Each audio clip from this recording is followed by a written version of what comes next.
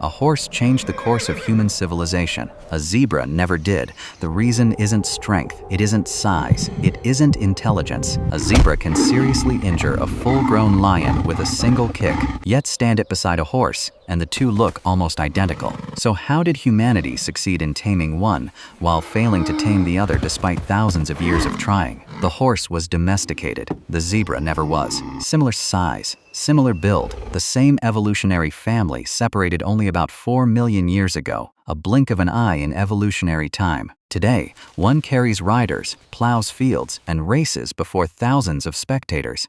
The other has spent the last 10,000 years watching from a few hundred meters away, yet has never allowed us to do the same with it. By the end of this video, you'll understand why zoologists consider the zebra one of nature's greatest warnings. It proves that appearances can be profoundly misleading, that a tiny evolutionary difference quietly altered the course of human history, and that the line between wild and domesticated is far stranger and far thinner than it appears. This wasn't for lack of trying. If certain ancient accounts are to be believed, attempts to tame zebras date back to ancient Egypt and Rome, though historians still debate how reliable those stories are. What is certain is that by the Victorian era, those attempts were carefully documented, photographed, and repeatedly failed. Different centuries, the same mistake. People looked at a zebra and saw nothing more than a striped horse. It seemed like the answer to humanity's oldest transportation problem. In reality, it was one of evolution's greatest illusions. Stand beside a zebra, and that illusion disappears instantly. Its beautiful stripes, which seem purely decorative from a distance, become a confusing pattern up close, making it surprisingly difficult to judge the animal's speed or outline. Its eyes sit high and wide, constantly scanning for something no domesticated horse has truly needed to fear for 10,000 years. Lions. That single fact shaped its entire nervous system. A zebra is never completely relaxed.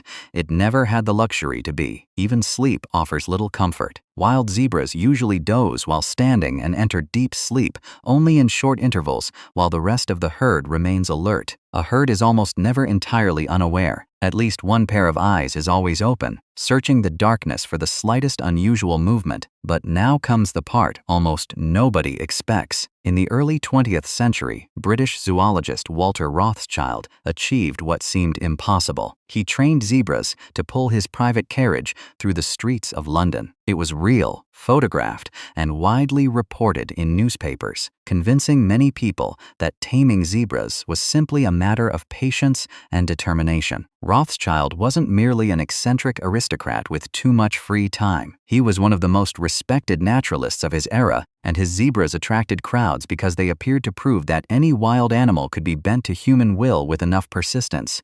So if it was impossible, how did he do it? The truth is that he didn't, at least not in the way that mattered. Rothschild trained individual zebras, one animal at a time, through extraordinary effort. But he never succeeded in passing that calm behavior from one generation to the next, the way humans did with horses on the Central Asian steppes more than 5,000 years ago. Taming an individual animal and domesticating an entire species are completely different things.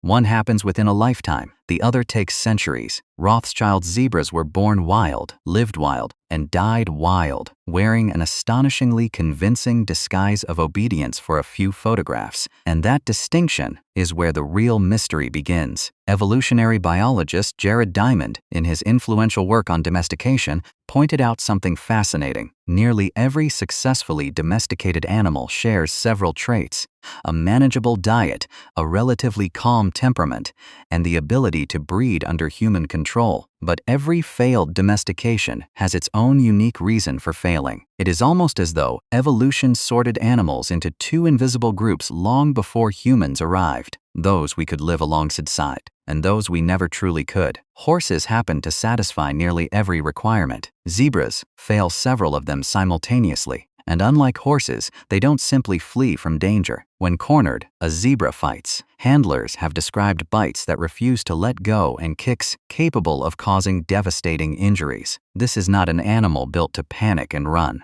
It is an animal designed to stand its ground against lions, and that same instinct makes it extraordinarily difficult to control. Start with its fear response. Researchers, including animal behavior specialist Hans Klingel, found that zebras retain an unusually powerful startle response even after multiple generations in captivity, while horses can gradually become accustomed to ropes, saddles, and sudden movements. A zebra's brain remains permanently prepared for danger. It is the price of surviving millions of years as prey. But that raises another question. If zebra behavior is so deeply rooted in evolution, why did horses become so different? The answer may lie not in the animals themselves, but in the predators they evolved alongside. Wild horses on the Eurasian steppes faced fewer and more predictable predators across vast open landscapes. Zebras, by contrast, evolved on the African savanna among some of the world's most relentless hunters. In that environment, staying calm was not an advantage. It could be fatal. At this point,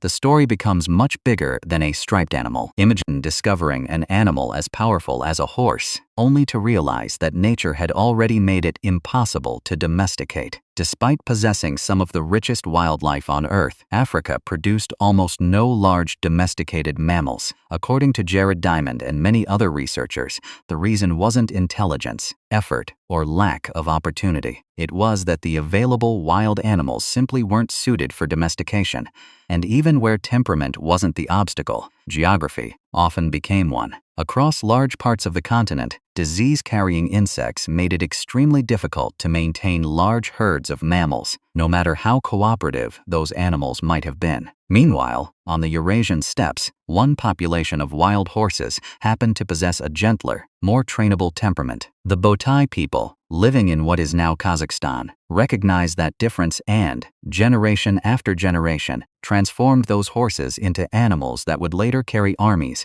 pull plows, power trade, and reshape civilizations. None of this was inevitable. It depended entirely on which wild animals happened to exist in different parts of the world. One evolutionary accident set in motion a chain of events that influenced empires, economies, and the course of history. Africa's biodiversity was extraordinary, but in this one respect, its evolutionary fate was simply different. For a moment, imagine if fate had been reversed. African kingdoms might have thundered across the savannah on zebra cavalry. Zebra-drawn wagons could have carried goods along ancient trade routes. Entire empires might have risen and fallen on the backs of an animal that today we only observe behind fences. It is a vivid image, and one evolution never allowed to become reality. And here is the strangest part of all. We usually think humans domesticated animals. The zebra tells a different story.